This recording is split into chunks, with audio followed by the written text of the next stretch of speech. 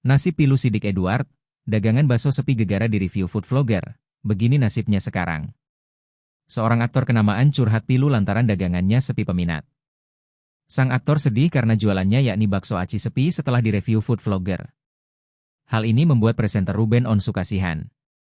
Aktor yang berjualan bakso aci itu adalah Sidik Edward.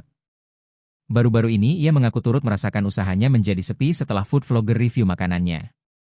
Sidik yang kini kembali berjualan dengan motor itu mengatakan usahanya ikut terdampak karena review food vlogger. Menurut Sidik, cara penyampaian seperti itu yang akhirnya bisa disalahartikan oleh orang.